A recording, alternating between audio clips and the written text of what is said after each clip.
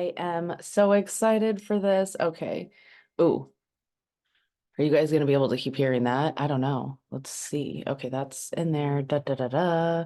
Close all these other things. Boom, boom, boom, boom. Okay. Whoa, I have a lot of things open. Okay. And it's exactly the time. Come on, hurry. Because your device will run better if you can close. Holy guacamole, I have not done that in a very long time. Jeez Louise. Way too many things open. Boards, photo, Instagram. Okay. This is so exciting. Live Survivor Sunday with a guest.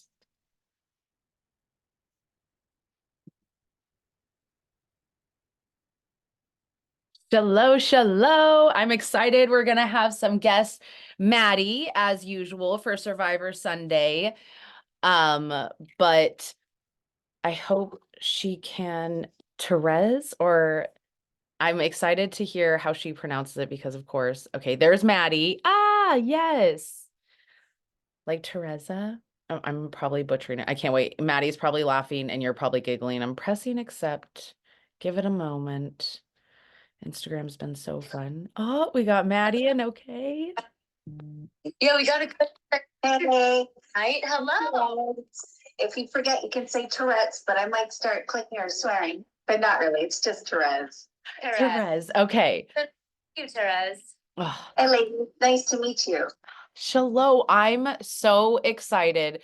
So, it's really nice just to interview other survivors and to hear your story. And I just want to first of all applaud you because you did say like you're a little nervous, which I want to let you know everyone was. Like Maddie, that's why we started doing these because she was like, I've never gone live before. So I'm really excited that you want to share your story. So if you can just say whatever you feel comfortable with, of course, but like what age you were when you had your stroke, like how long in recovery, some of those things, and then your story that you want to share. We are all ears and so excited to chat with you today, Terez.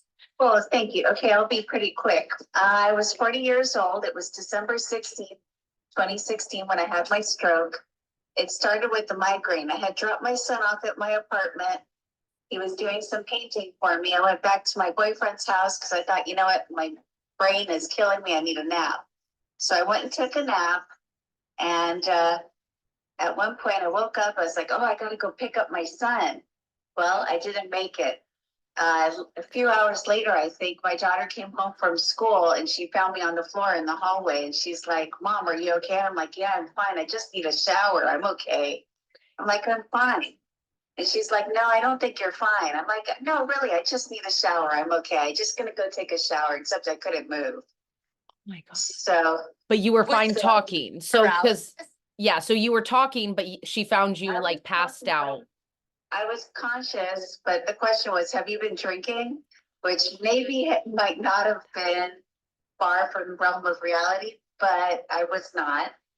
And so she's like, something's wrong. She called my son. He's like, I don't know what to do. So she called my boyfriend. He said, put the phone to your mother's ear. And as soon as I started speaking, he said, she's had a stroke. Call 911. Was your speech kind of like going, like you couldn't really form sentences and words was it like that too? Yeah, my speech was completely slurred. Okay. So fortunately, they keep an ambulance in our neighborhood. Oh my gosh. And so my boyfriend got home from work about a 30-minute drive, about the same time that they were loading me into the back of the ambulance. And I was awake, but I had chameleon eyes, my eyes were pointed in opposite directions. And I think it was like an 8-millimeter drift. I don't know. I had crazy eyes, but I was awake all the way to the hospital. Once we got to the hospital, then I was like, oh, okay, this is kind of it. But wait, I spent about what was that? I said, I don't know if I missed it, but where do you live? I live in Maui. Oh, Maui. Okay. Of course, I work at the state capitol now because now I'm an elected representative. So I'm on Oahu at the moment. Thank you. But I spent about 3.5 weeks in a medically induced coma. My boyfriend stayed with me in the hospital the whole time. Thank heaven. They said, well, we don't know if she'll ever speak again or what you know, we don't know what the prognosis is going to be. We don't know how much damage occurred. So Joe would put, I love music. So he'd put earbuds in my ear and play music for me while I was unconscious. And one of the memories I have is he would, you know, they wake you up from they give you a sedation vacation where they wake you up and turn down the sedation. A So sedation vacation. I just want you to know you're okay. You had a stroke. You're in the hospital, but you're okay. And so that's one of the memories, is him telling me that in the hospital. Yeah, Vinny said so supportive. I'm glad that he was there and he played music, like, and to continue to show up, like, when you're in a coma, like, wow, he's awesome. He stayed the whole time and he kept them from killing me a few times. Oh my God. They almost cleaned out my spinal fluid because they didn't know how to do a sieve or a siphon properly.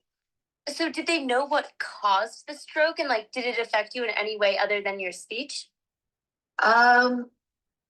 The stroke, it was a hemorrhagic stroke. So I blew a blood vessel. I had hypertension. I had high blood pressure. But I thought, oh, it's fine. I can take care of it on my own. And the doctor would say, no, take these pills. These pills will help you, and come back in 2 weeks. We'll check your blood pressure then. I take the pills. I feel like crap. I'd be like, I'm not taking this shit. I'm fine. Yep. And then I wasn't. So, but you know, it's been a long road of recovery. They said, well, we think she'll be paralyzed. She doesn't have any response when we try for the Babinski reflex.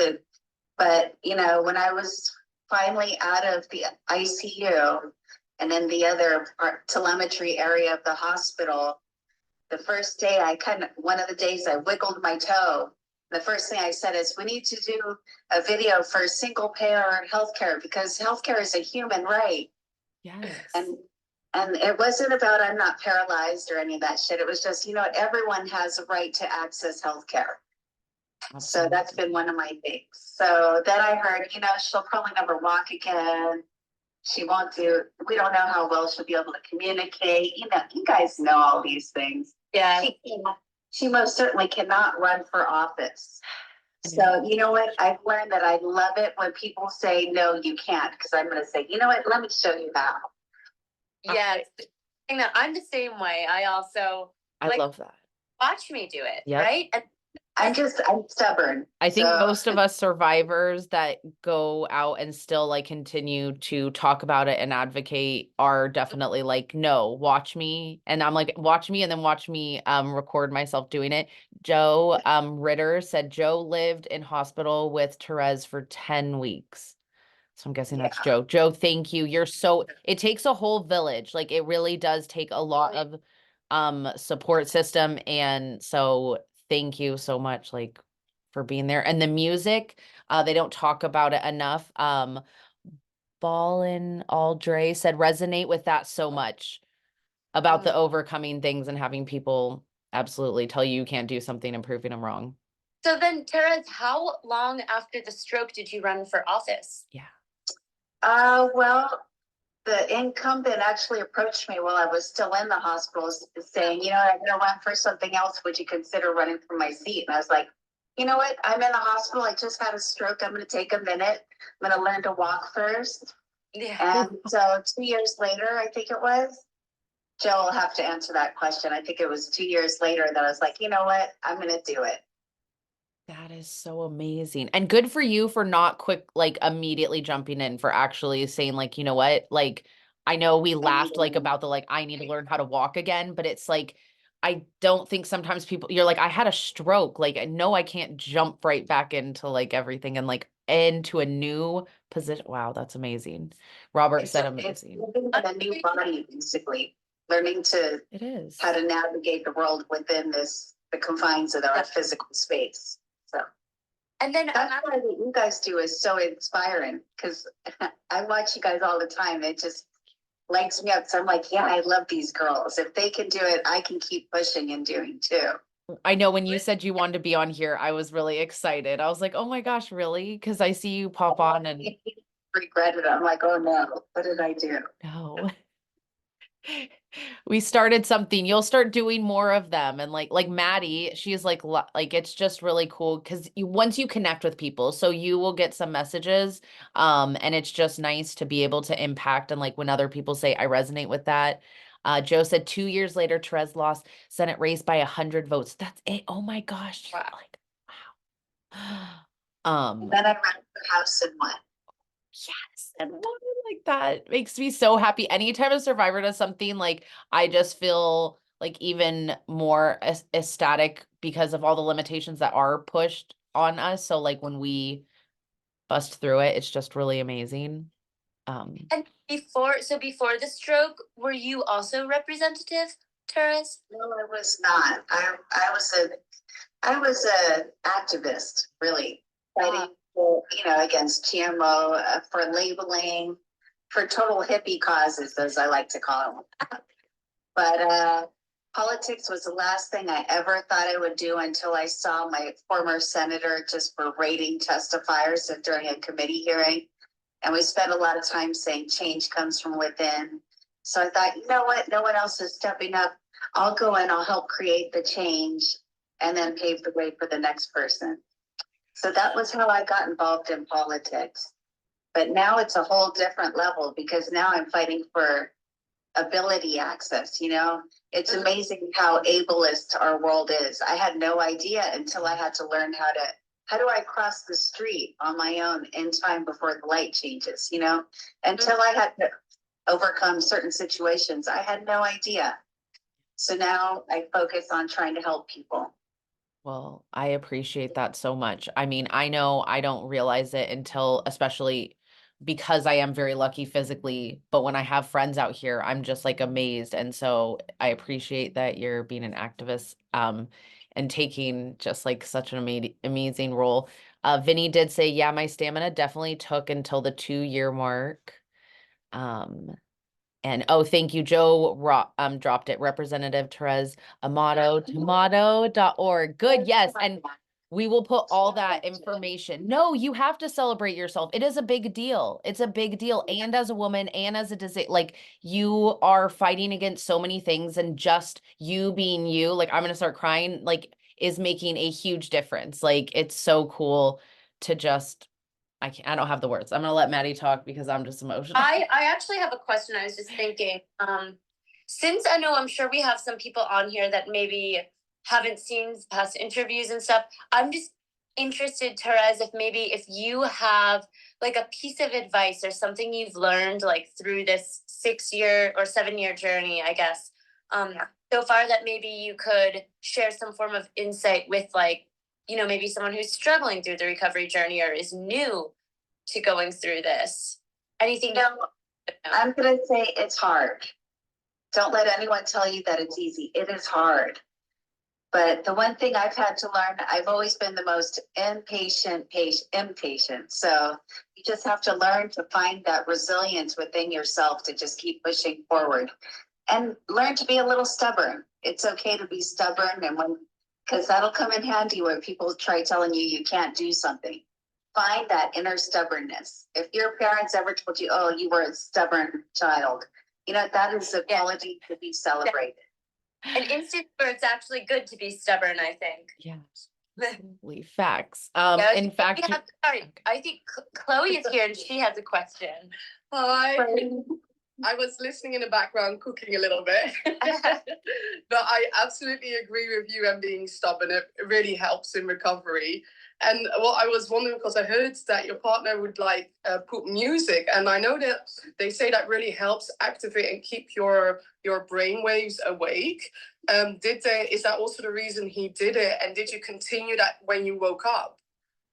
Well, so the reason why I did it, because I don't know if you remember Gabby Gifford. She was shot in the head, and she was in the hospital for a long time. Her husband put earbuds in her ears, and before she even spoke, she started singing. Oh my gosh! And that's how they knew her language centers were okay. So having known Gabby Giffords and her story, he thought, okay, maybe this will help. The other thing that no one told him, but he kind of figured out, was put some rolled up washcloths in the person's hands when they're in their coma, so that they don't suffer from too much contracture when they come out of their stroke experience. No one said that.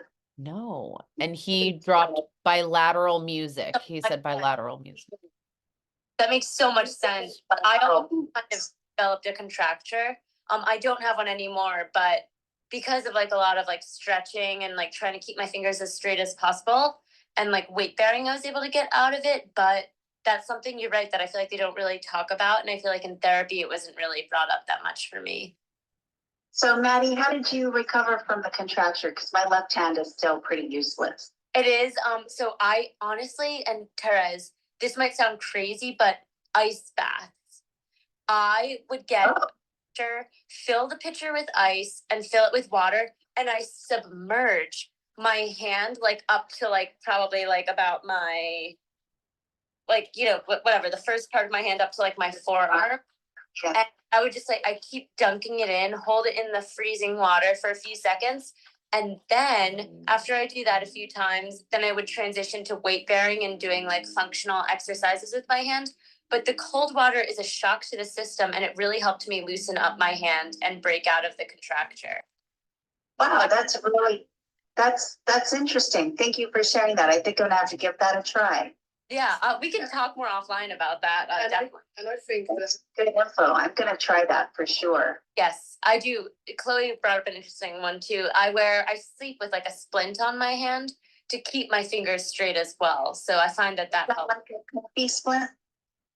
Yeah, exactly. Like just to keep my fingers in a straight position while I'm sleeping. Now, sometimes they pop out in the middle of the night and I have to fix it. But That's interesting, because I find I try to sleep on top of my hand, so I keep it open. oh, yeah, no, try a resting hand splint, that too. Okay, give that a try. I mean, I'm not a therapist, but I do think it is important to keep our hand in a straight position, like as much as much as possible. So I do the resting hand splint, and then things like daily weight bearing exercises. And I haven't done the ice bath in a while, but I did really like the ice bath, and it helped me when I had the contracture. That's fascinating. I want to give that a try. You know, I'm here for the ice baths and the ice cold. You may not be a therapist, but you've most certainly experienced many things that are therapy-like that can help others. So thank you for sharing that. I appreciate it. Joe did say, I did a lot of therapy with Terez while she was in a coma. Oh, so not just the music. Oh, thank you. So you like did research. So Joe, how did, like, as soon as you found out her diagnosis, were you just like, let me find all like holistic, any kind of thing I can do? Yeah, Joe's done his research. Yeah, because Joe's super smart. He's a brainy guy. I might as well just tell him to come over here. He's just in the other room. Oh, yeah. We thought we got Chloe. Terez. Now we need Joe. I have a dog with me. I have animals. Exactly. They're my caretakers. Ella has been through both surgeries. This is how she's done both. She just lays there with me. Oh, what a sweetie. All science-based. Okay, sorry. I know some people like don't like the holistic. Yeah. Yeah, if you want to come on, that's fine. But yeah. Hey, number one. Oh wow. Oh, Very. So yeah, Joe's super brainy. So he did all kinds of research on best practices to help. Is that right? I'm a scientist. And wow. with a background in about 20 different fields. And so I knew a little bit about the physiology and the neurophysiology. And then I you know, Google's your friend. You can look up stuff. And now Terez works right there. Oh yeah, there's no square building in the background. What a beautiful view. What a nice view. I'm jealous that you live in Hawaii. And what was your like favorite job? Yeah, we got spare room. So Terez went through quite a thing. They said right away that she was going to die, and then they almost killed her several times, and I had to intervene on a couple of things. For the most part, a lot of the nurses, doctors were outstanding. There were a couple of mistakes made, and we had to take care of it. And after a month in a coma and a couple more weeks of therapy. They of course said, oh, well, you have to do 3 hours a day of therapy to qualify to go to the decent rehabilitation hospital, the only one in Hawaii that's stroke certified. But they wouldn't offer it. And so I got trained up in PT, OT, speech therapy, what's that? Swallow therapy. Swallow therapy, whole deal. And we worked all the time, and I made a spreadsheet and I gave it to the physiatrist and said, hey, look, she's done 3 hours a day of this. And they're like, well, okay, encounters, check the box. And we got Terez into a place that helped her to walk. And then we walked the first day. They did. Wow, the And first day. we were there for a month, and my job didn't fire me, although they almost did. They're like, where's Joe? Because for unmarried people, that's not a protected right in Hawaii, which is a law that we're going to change, right, Bob? That's right, we're working on it. And And to do it. So. Yes, thank you.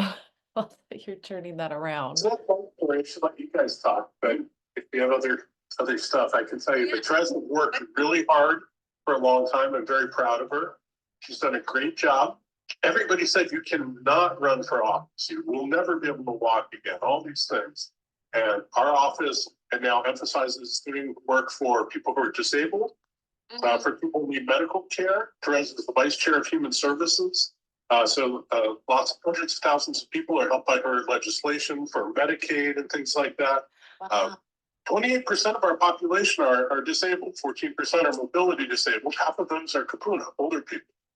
Yeah. And so Terez is actively working to try to help. She's from the health committee, on the human services committee, consumer protection, and on and on. So, what do you do with an event like this in your life? Like what you guys are doing. You're helping people. That's what Terez is doing. That's what Terez is doing. And But so much I don't- more. I don't think that myself as being inspiring. He tries to tell me that I'm inspiring people. I don't see it that way.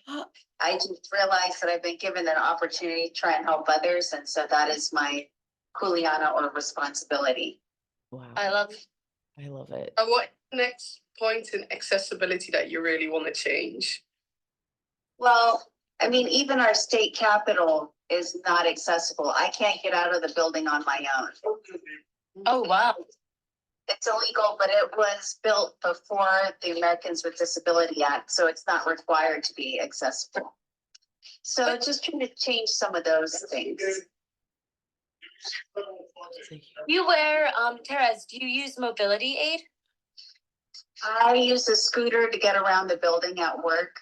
Okay, nice. And I have a cane, but other than that, I'm pretty good. I got a new brace, but I'm not a big fan of wearing it. I'm still trying to learn to walk without a cane and without doing the teeter-totter back and forth. Trunk walk. Dude, somebody was calling me out. I was like, okay, I used to walk like a duck, like just lay off. I know it's something like And I call it my toddler waddle. toddler. I just really quickly wanted to say, because there were a lot of shout outs for Joe, healed people, but I did want to say, because she talked also about resting hand splints are super loved by therapists. I've had so many over the years. So I know Maddie had said, I don't know, I'm not a therapist, but just so you know, other people were shouting that out, and Joe but I'm glad that you have Joe as a support system, but I'm glad that Joe tells you that you are inspiring and remind you of all the important, amazing things, because out there, and I'm sure in the areas that you are going, I can only imagine the things that you have to face. So thank you for having our back and him having your back. And here's, sorry, I want to say something else to a point that Terez said. Another thing that I do is for example, we're all just sitting here chatting. I try to keep my hand and fingers straight, as often as I can keep my hand in a straight position and my fingers straight and not curling. That's what I've been trying to do since I sat down too, trying to stretch them out, open them up. I also do Botox. Do you do Botox, Maddie? I do, yes. I get a lot of Botox. I do a lot of Botox too. I do arm and hand and back and my neck and my leg. I get it pretty much everywhere on my whole left side. Have you tried it in the bottom of your foot yet? Not in the bottom of my foot, but I get it for my ankle. Do you get it in the bottom of the foot? No, because I hate needles and it just seems like the most painful thing ever. What muscle does that then? Well, it's because I've got claw toe, so my toes like to curl under and I walk on them sometimes. They curl a lot such that you would walk on your like. Yes, especially my second toe on my left foot. So instead of getting Botox in the bottom of my foot, I decided to have a tenotomy where they just sliced all the tendons on the underside of my toes, trying to keep them straight. Okay. And it's helped a little. So Acupuncture. I agree with that. I also used to get acupuncture and I think it really helped. I did it like in the very early stages of my recovery. Like, yeah. You guys talking about your hand, Vinny said he's been doing hand exercise, and Ballin' All Dre said the same thing. So it's funny, like it's like a good reminder, just like when I do the, hey, just a quick reminder, you might have a load in still to wash. Make sure it makes it into the dryer so you don't have to rewash your laundry. Also, did you take your meds, and have you drank water in a while? Like those. Oh yeah. Thank you. So, oh, that was so beautiful. I know we try to keep these kind of not too much longer. So if anybody has any last questions, or you wanted to talk about any things, how we could get a hold of you, like just Instagram is the best way, or I know Joe had dropped the website, and I will make sure to put it in the description when this goes up. Yeah, maybe the website, or they could just email me at the Hawaii State Capitol. That's usually the best way to get me. Wow, what a cool thing to say. Or just email me at the Hawaii State Capitol. Boom. Oh, yeah. I really appreciate you ladies. Well, we appreciate you, and I appreciate everybody. Oh, Yeah, You can't read that, it's backwards. Oh, it's backwards. You gotta read I that. put on the right shirt. Working for the people. oh, I Well, love I it. think that next time Tawnie and Maddie, we have to go to Hawaii for the I travel think diaries. so too. I know we need to add that. Yeah, I love Hawaii. I would love to see you, tour you around the state capitol. Oh my gosh, that sounds amazing. Yeah. I have actually been to Maui, but not in a very long time. So it might be time for another trip out there. I I think agree. it's time, and I have a spare room, so you've Oh, got to stay in. If somebody would come, would you advise to take something electric or manual, or does it not matter? Like, is it really steep or? Wait, what was that? So if you come to Hawaii with the surroundings, like, would you advise to bring something motorized, or is that not necessary? Like, is it very steep to get around? It's pretty level. It's pretty easy to get around for the most part. Mm. But for distance, you might want something electric. Yeah. But in general, it's all pretty level. Great tips. Vinny did say next destination for your group travel, Maddie. And Robert already said I'm in. Yes. First I'm in. Bali. During session, I would be happy to introduce you on the house floor, and Ooh. it's a big thing.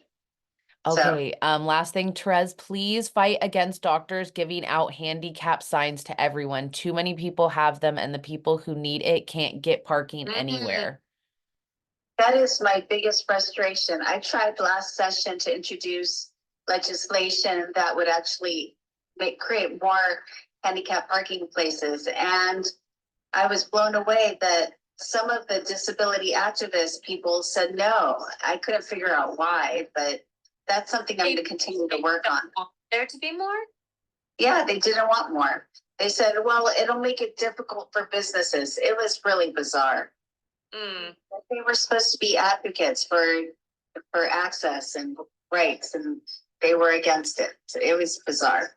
And that's Joe. All right, I was Perfect. gonna say, we got Terez's contact info, rep Amato at capital.hawaii.gov, and the website. Try living in LA. Sigh. Okay. Oh, Mm. everybody popping on, catch the replay, and it Yes. will be up on the podcast too. So if maybe we talk too fast or too slow, you can change the speed on it. So I will have that up later too. Yeah. And you'll Thank you. tag us to it so that we Yeah. can share well, right, Tawnie? Absolutely. Yeah, thank and you. Chloe. Okay. Thank you guys so much. Thank you, guys. Love Have a great you. day. You Good night. too. Bye. Bye.